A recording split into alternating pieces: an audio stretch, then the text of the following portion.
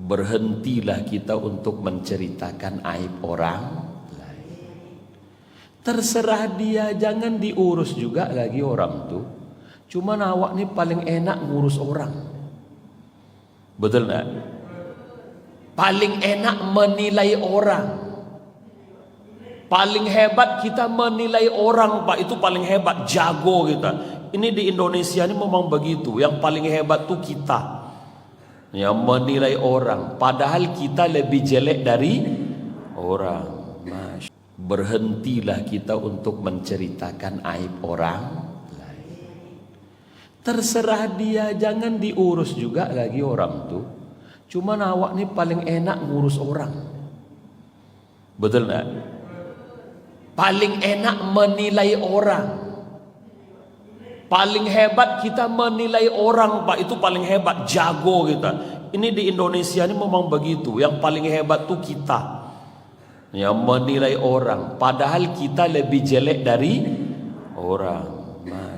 Yang ketiga, anna ta'arafa ma'anihi atau tafsirihi. Kita harus mengetahui makna-makna ayat Quran ini ataupun tafsirnya. Harus. Kenapa harus? Sungguh sangat naif kita baca Quran, kita khatamkan Quran, tapi tidak tahu apa isi yang kita baca. Saya sering menyampaikan begini. Ada orang dengan bangganya mengatakan, saya sudah tamat baca Quran 10 kali. Lalu kita bertanya, apa isi Quran yang kamu baca itu? Mestinya kan kalau sudah tamat membaca buku 10 kali, bisa dia cerita A sampai Z. Tapi malangnya banyak orang Islam membaca Quran, khatam membaca Quran, ditanya apa isinya tidak tahu sama sekali. Tidak usahlah ayat-ayat yang lain, Al-Fatihah saja ditanya maksudnya tidak tahu dia apa-apa. Ya, ditanya maksud Al-Fatihah saja tidak tahu dia maksudnya apa. Ya, baik. Misalnya dalam surah Al-Fatihah, ghairil maghdubi alaihim waladdallin. Apa maksud maghdubi dan ad-dallin? Apa maksud ghairil maghdubi alaihim waladdallin? Pantas waktu sholat pikirannya melayang ke dapur. Tadi belum cuci piring, habis berbuka tadi ini. Besok sahur nak masak apa pula lah ini. Kenapa? Mulut komat kamit membaca tidak tahu apa artinya. Baru arti perkata saja tidak tahu kita. Apalagi tafsirnya, apalagi maknanya secara mendalam. Maka oleh karena itu kita harus mengetahui makna Al-Quran ini. Apa itu? Teroris tuh. Baik, kita harus tahu makna Al-Quran. Ya. Bagaimana kita supaya tahu? Ini nasihat saya. Kalau membaca Quran ini, bagus Quran ini. Kalau membaca Quran, usahakan yang ada terjemahnya. Kalau ibu membaca Quran satu halaman, misalkan setiap hari rutin satu halaman, setelah baca satu halaman, sisakan waktu membaca terjemahannya. Ya. Memang itu belum mewakili makna ayat yang sesungguhnya. Setidaknya ada sedikit bayangan yang kita dapat. Yang terbaik apa? Di sini ada kuliah tafsir, datang belajar. Ya. Datang belajar supaya kita kenal dengan Al-Quran. Ya. Itu hak Al-Quran yang ketiga yang harus kita tunaikan. Yang keempat, anna tadabbarahu, hendak kita mentadabbur Quran. Apa maksud mentadabbur Quran itu? Apa maksud mentadabbur Quran? Kita merenungkan maknanya. Bukan sekedar mengetahui makna zahir ayat itu, tapi kita mencoba memasuki lebih dalam makna ayat tersebut. Sekarang yang kelima ya. Baik, yang kelima. Yang kelima, hak Al-Quran yang harus kita tunaikan, pelajari Quran ini. Ini kita kadang-kadang untuk adik-adik nih yang kecil-kecil ini, kita suruh belajar Quran. Kita sok-sokan macam dah pandai betul. Ya, orang tua ini kadang-kadang nyuruh anaknya belajar Quran bukan main. Pergi ngaji. Seolah-olah dia dah pandai ngaji. Hei, tajwid pun kau tak tahu. Tanya izhar, ikhfa, iqlab pun kau tak tahu.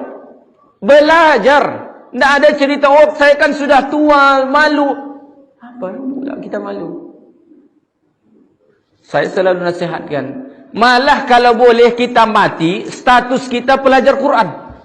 Ya. Kalau boleh kita mati, status kita pelajar Quran. Saya banyak jamaah saya yang bergelar profesor. Mereka lulusan dari luar negeri. Setelah mereka pensiun, mereka profesor di bidang sains, bidang ekonomi, sains sosial dan sebagainya. Setelah mereka pensiun, apa kerja mereka? Belajar Quran kembali. Itu profesor tuh. Kita kadang-kadang profesor, tidak kompor yang bocor, betul ya ada. Belajar Quran tidak mau. Ya. Pelajari balik Quran ini. Jangan padakan dulu kita belajar masa di kampung dulu. Kita belajar Quran waktu kecil. Sekarang umur dah 50, 60. Sudah 50 tahun tak belajar Quran. Dulu belajar Quran umur 7 tahun sampai 10. Setelah itu tak pernah lagi belajar Quran. Itu pula lah kita padakan sampai sekarang. Bacaan Al-Fatihah kita tak pernah kita upgrade. Kan surau kita ini, musola ini, kembali belajar Quran. Ini yang muslimat, cari ustazah yang bisa mengajar tahsin. Atau ustaz pun tak ada masalah. Ustaz, ustazah boleh. Tak ada masalah. Ya, tak usah dulu buat ceramah yang lain-lain tu. Ini kita kadang-kadang memilih judul ceramah tu ke langit yang ketujuh. Tapi baca Quran saya tak lulus. Itu aja dulu. Buat wirid ibu-ibu, apa wiridnya? Belajar membaca Quran, tahsin. Itu saja, tak usah repot-repot. Ini kadang-kadang kita pengennya judulnya apa gitu. Tapi baca Quran pun tak lurus. Belajar lagi, belajar. Jangan malu kita belajar. Kalau bisa mati kita, status kita pelajar Quran. Karena kata Nabi, khairukum. Kalau kita belajar Quran saja, itu statusnya khairukum. Orang terbaik di sisi Allah. Baru belajar loh itu, belum pandai itu. Status pelajar saja, khairukum, orang terbaik. Masya Allah ya. Jadi hak Quran ini yang kelima, belajar.